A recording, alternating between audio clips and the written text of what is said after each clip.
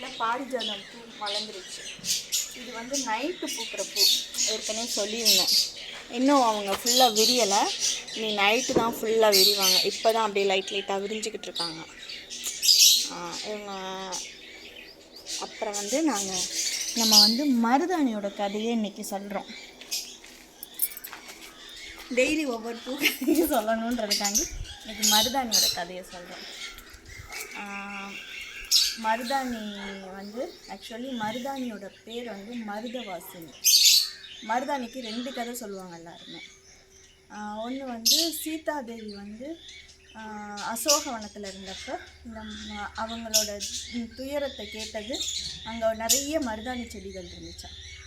அவங்களோட பேச்சை கேட்டு இதுதான் தலையாட்டி அவங்களுக்கு ஒரு ஆறுதலாக இருந்தனால ராமர் வந்து மீட்டப்போ இந்த செடி தான் எனக்கு ஆறுதலாக இருந்துச்சு, இதுக்கு ஏதாவது வரம் கொடுங்கன்னு கேட்டப்போ செடிக்கிட்ட வரம் கேட்டாங்களாம். அப்போ சொன்னப்போ நீ இப்போ எப்படி சந்தோஷமாக இருக்கோ அதே மாதிரி எல்லா பெண்களும் சந்தோஷமாக இருக்கணும் அப்படின்றப்ப ஒன்றே யார் கையில் வச்சுக்கிறாங்களோ அவங்க வந்து சந்தோஷமாக இருப்பாங்க, அவங்கக்கிட்ட லக்ஷ்மி கடாட்சம் இருக்கும் அப்படின்னு சீத்தையும் ராமரும் இவங்களுக்கு வரம் கொடுத்ததாக ஒரு கதை இருக்குது. இன்னொரு கதை வந்து மருதவாசினின்ற ஒரு பெண்ணு.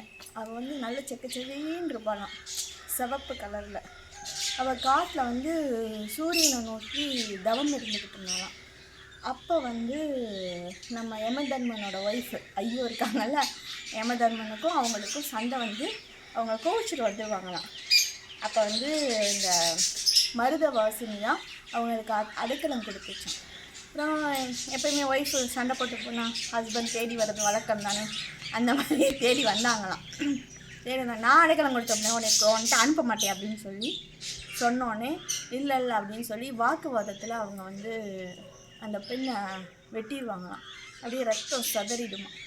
அப்போ வந்து எனக்கு அடைக்கலம் கொடுத்த பெண்ணை நீங்கள் எப்படி இது வெட்ட போச்சு அப்படின்னு சொல்லி யமதர்மனோட ஒய்ஃப் வந்து யமதர்மனோட சண்டை போட்டோன்னே ஐயோ திரும்ப கோச்சிட்டு போயிடுவாளே அப்படின்னு சொல்லிட்டு அவங்களுக்கு நான் உயிர் திரும்ப தர முடியாது, வர வேணா தரேன் அப்படின்னு சொல்லிட்டு நீ சதறி கடந்த இடம் ஃபுல்லாக மருதாணியாக நீ செடி வளரட்டும், உனக்கு என்ன வர வேணும்னு கேட்டப்ப நான் என்னை வந்து கையில் யார் வச்சுக்கிறாங்களோ அவங்களுக்கு 7 நாள் வந்து மரணம் வரக்கூடாது, அவங்க வீட்டில் எந்த ஒரு துர்காரியங்களும் நடக்காமல் நீ தான் அவங்களுக்கு எந்த ஒரு இதுவும் பண்ணக்கூடாது அப்படின்னு சொல்லி வர வாங்கியிருக்காங்க.